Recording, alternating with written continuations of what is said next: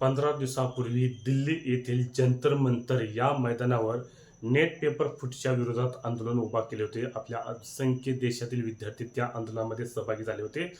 भरपूर जणांनी सहभाग नोंदवला होता.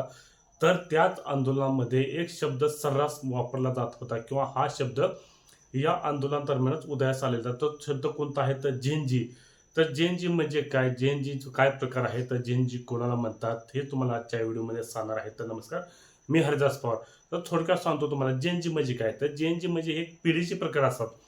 अशा एकूण 7 पिढ्या आहेत. उदाहरणार्थ 100 वर्षापूर्वीची पिढी ते 2026 मध्ये यंग जनरेशनची पिढी.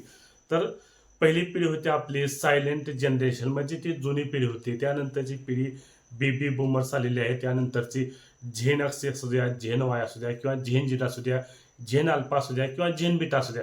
अशा एकूण 7 पिढ्या आहेत. तर सुरुवातीला आपण पाहूया सायलेंट जनरेशन. उदाहरणार्थ पहा, ज्या पिढीचा जन्म 1928 ते 1945 या वर्षी किंवा या साली झालेला आहे, अशा पिढीला सायलेंट जनरेशन असे म्हटले जाते. तर त्या पिढीचे 2026 मधील वय आहे 81 ते 98 वर्षे. उदाहरणार्थ ज्याचा जन्म काळ म्हणजे ज्यांचं जन्मवर्ष आहे त्या पिढीचे वय सध्याचे 98 वर्षे आहे. त्यानंतरची 2 नंबरची पिढी आहे, ज्या पिढीचा जन्म 1946 ते 1964 या वर्षी झालेला आहे. या पिढीला बेबी बूमर्स असे म्हटले जाते. तर त्या पिढीचे 2026 मधील वय आहे 62 ते 80 वर्षे. त्यानंतर ज्यांचा जन्म 1965 ते 1980 या साली झालेला आहे, त्या पिढीला झेन एक्स असे म्हटले जाते. तर त्या पिढीचे सध्याचे वय 2026 मध्ये 46 ते 61 वर्षे हे आहे. तर 4 नंबरची पिढी आहे, ज्या पिढीचा जन्म 1981 ते 1996 या वर्षी झालेला आहे, त्या पिढीला झेन वाय असे संबोधले जाते. तर त्या पिढीचे सध्याचे 2026 मधील वय आहे 30 ते 45 वर्षे. त्यानंतर 5 नंबरची पिढी आहे, ज्या पिढीचा जन्म 1997 ते 2012 1997 ते 2012 या वर्षी झालेला आहे. त्या पिढीला झेन झेड असे म्हणतात, झेन झेड म्हणतात. तर हीच पिढी आहे यंग जनरेशन मध्ये सध्याची तरुणाई. तर त्या पिढीचे 2026 मधील वय आहे 14 ते 29 वर्षे.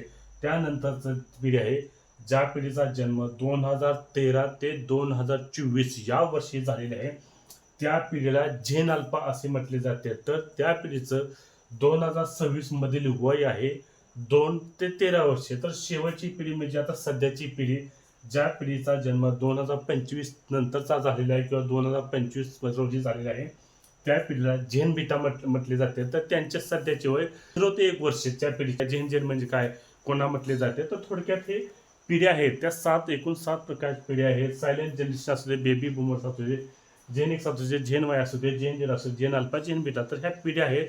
तर थोडक्यात काय मी तुम्हाला सांगण्याचा प्रयत्न केला की झेन झेड असे नाही, तर अशा असंख्य 7 पिढ्या आहेत. तर कमेंटमध्ये सांगा तुम्ही कुठल्या पिढीतील आहेत. सायलेंट जनरेशनमध्ये आहेत का, बेबी बूमर्समध्ये आहेत का, झेन एक, Gen Y, Gen Z, Gen alpha, Gen beta, तुम्ही कोणत्या पिढीतले आहे हे कमेंटद्वारे मला सांगा. तर